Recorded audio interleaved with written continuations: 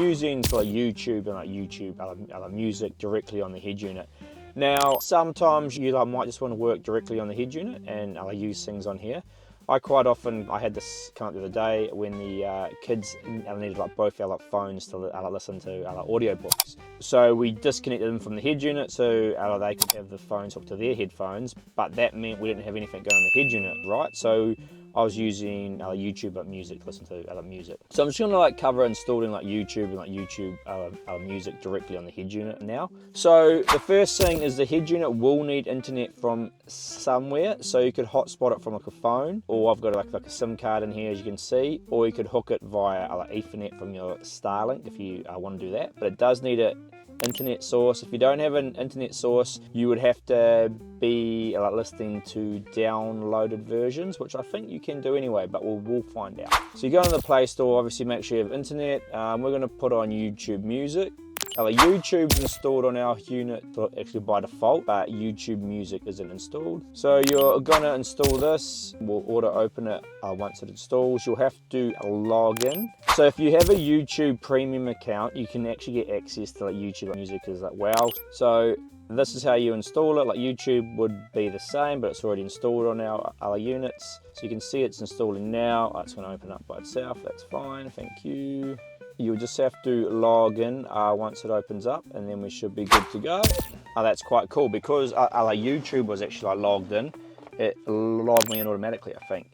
So straight away, this is how YouTube Music works. So your music comes through on here. When you actually go into a playlist, it comes up like this, so you can play the music you want. It gives you a few samples, you can explore things. This is just basically how the app sort of works. Library. Now I think what you should be able to do hopefully on here is you should be able to actually give this, there you go, yeah, downloads. So you should be able to actually download things. So then if we get rid of the internet, you could still actually play. So if you have a paid version, for example, you'd be able to come into a playlist and download them in here somehow. I'm not 100% sure, but normally it's like this, download, connect to Wi-Fi. So you can probably actually change this download. You can turn off download over Wi-Fi only, and then what will happen is it will actually download. So you can see that has just downloaded. I have a little tick next to it. So you could actually download all your music from YouTube, store it on the device, and then I'm assuming we can play the music without that. So let's just turn that off for a second. So I turn the SIM card off. Now I've got no internet. I'll just make sure, because we'll go into Chrome. This probably won't work because I've got no internet, but we'll see. Yep, no internet, cool. Now if I went back into YouTube Music, it's saying no connection. So if I try and do anything, it's just bringing up the old stuff, but then you could go, oh, it looks like you're offline, go to downloads. So you'd go to downloads, and you can actually turn on smart downloads. That's pretty cool. So it'll just download all your popular songs by default, and it's only going to take up 1,000 megabytes. So I'm going to turn that on because on our head units you've got 256 gigabytes anyway.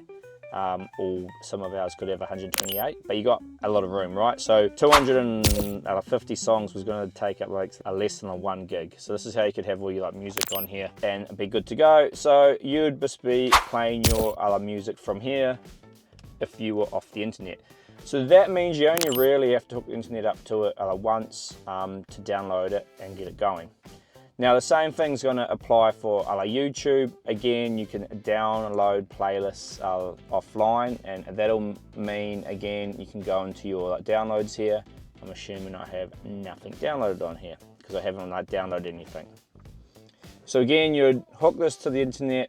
You would click on the free little extra things, and you can download them. You can download the video.